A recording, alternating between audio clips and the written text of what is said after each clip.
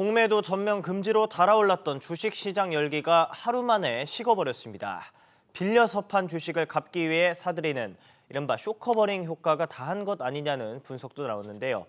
자세한 내용 지웅배 기자와 알아보겠습니다. 어제 증권시장이 부진한 모습을 보였죠.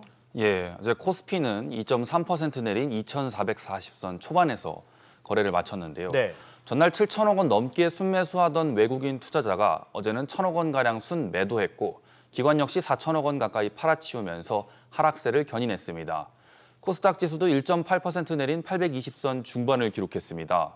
이렇다 보니 쇼커버링으로 수급이 느는 효과도 일정 부분 사그라들었다는 분석이 나옵니다. 오히려 공매도 금지로 외국인 자금이 이탈할 수 있다는 우려도 나오고요. 다만 장기적 관점에선 성장률이나 수출 지표 등 국내 경제의 기초 체력, 소위 펀더멘탈이 경제의 주요 변수로 자리할 전망입니다. 네, 다른 소식도 보겠습니다. 한국전력공사가 적자를 해소하기 위한 자구책을 고민 중이죠. 예, 자구책으로 크게 인력 감축과 자회사 지분 매각이 거론되고 있습니다. 감축 규모는 본사 직원의 10%인 2,000명까지도 언급되고 있는데요. 14년 만에 대규모 정원 감축으로 희망퇴직을 비롯해 신규 채용도 줄어들 수 있다는 예상이 나옵니다. 이와 함께 한전의 전산 업무를 독점하는 한전 KDN의 지분 매각도 검토되고 있습니다.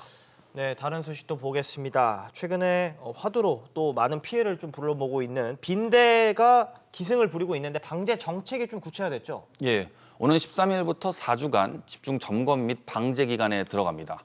대중교통과 숙박시설 등이 우선 점검 대상이고요. 또 국내 일부 살충제 효과가 부족하다는 지적에 해외에서 살충 효과와 안전성을 입증받은 제품을 국내에 도입할 예정입니다. 관련 정책은 정부 국무조정실을 비롯해 질병관리청과 행정안전부 등 10개 행정기관과 17개 지자체가 참여합니다. 민생 얘기로 넘어가 보겠습니다. 술값을 낮추는 방안이 검토되고 있다고요? 예, 정부가 이제 소주와 위스키 같은 증류주의 세금을 더 넣은 방안을 추진합니다. 기준 판매율, 일종의 할인율 같은 개념을 도입해 원가의 일부에만 세금을 매기는 식입니다.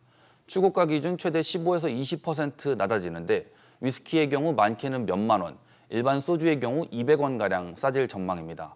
다만 주류 업체들이 최근 소주 가격을 올리면서 소비자들이 이를 체감하긴 어려울 수 있습니다. 마지막으로 식당에서 다시 일회용품을 쓸 수 있게 되죠? 예, 소상공인 부담을 고려해 일회용품 금지 정책의 계도 기간을 사실상 무기한으로 연장한 건데요.